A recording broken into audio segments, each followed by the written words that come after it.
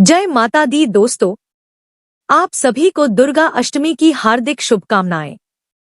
22 सितंबर दिन सोमवार से शारदीय नवरात्रि शुरू हो चुके हैं और अब लोगों में यह जानने की उत्सुकता है कि आखिर अष्टमी नवमी दशमी कब पड़ेगी, क्योंकि इन तिथियों में लोग घर पर कन्या पूजन, हवन और पूजा पाठ के कार्य आदि करते हैं।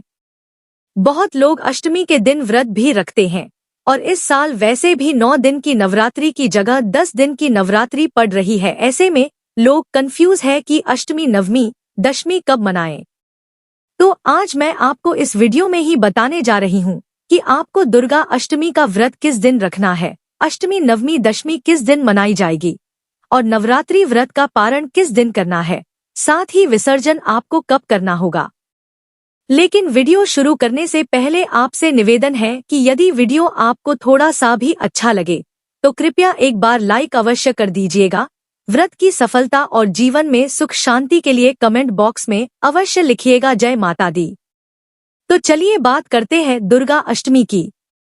दोस्तों, इन दिनों शारदीय नवरात्रि का पावन पर्व चल रहा है। 9 दिनों तक चलने वाले इस पर्व में मां दुर्गा के 9 अलग अलग स्वरूपों की पूजा की जाती है।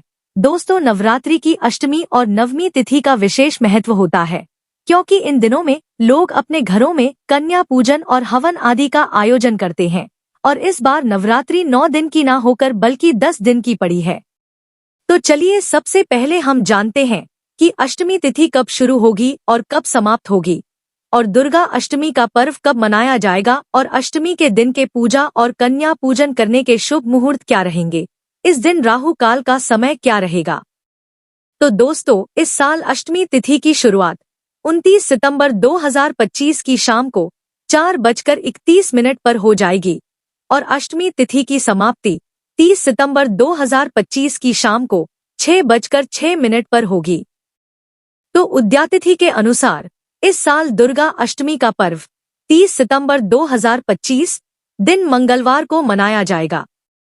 इसी दिन जो लोग दुर्गा अष्टमी का व्रत रखते हैं तो वह लोग 30 सितंबर को ही दुर्गा अष्टमी का व्रत रखेंगे। और अब जानते हैं कि दुर्गा अष्टमी के दिन शुभ मुहूर्त क्या क्या है। दोस्तों, इस दिन कन्या पूजन शुभ मुहूर्त सुबह 9:12 से लेकर दोपहर 1:40 तक रहेगा। अभिजित मुहूर्त सुबह 11:47 से लेकर दोपहर 12:35 तक रहेगा। संधि पूजा मुहूर्त शाम 5:42 से लेकर शाम 6:30 तक रहेगा और दुर्गा अष्टमी के दिन राहु काल का समय दोपहर 3:09 से लेकर शाम 4:39 तक रहेगा। तो दोस्तों, आप राहु काल में हवन और कन्या पूजन का आयोजन ना करें। और अब जानते हैं कि नवमी तिथि कब शुरू होगी और कब समाप्त होगी और दुर्गा नवमी का पर्व कब मनाया जाएगा, इस दिन राहु काल का समय क्या रहेगा।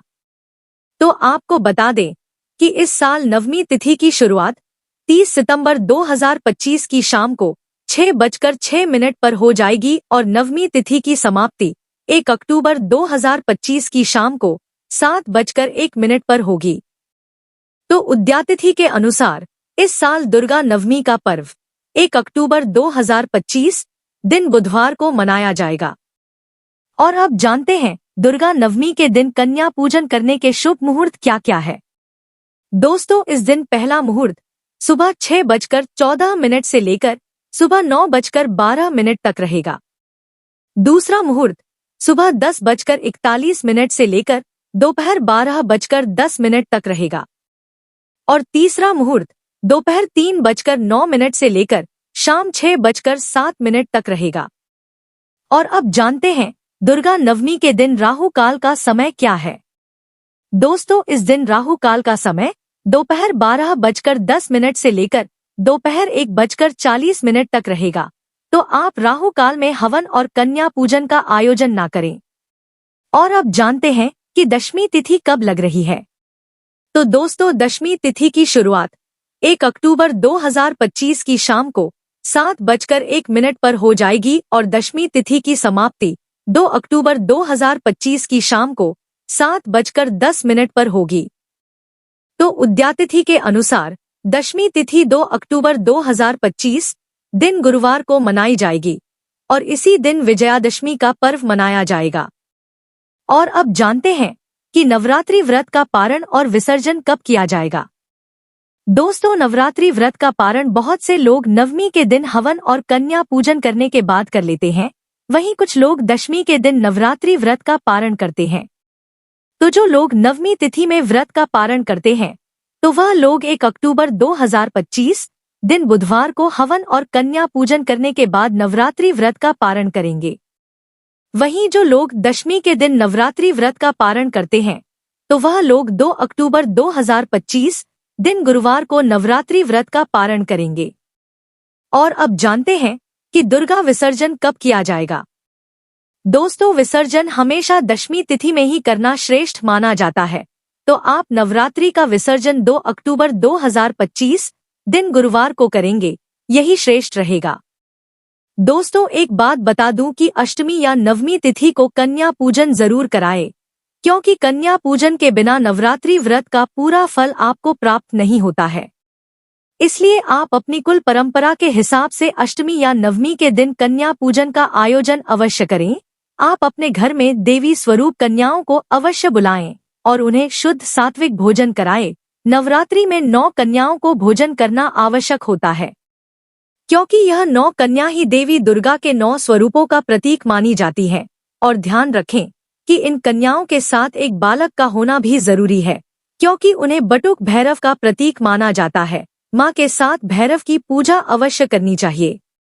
तो दोस्तों, यह जानकारी आपको अच्छी लगी तो कमेंट में जय माता दी जरूर लिखें।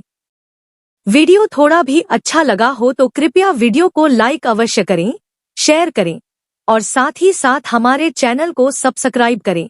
धन्यवाद।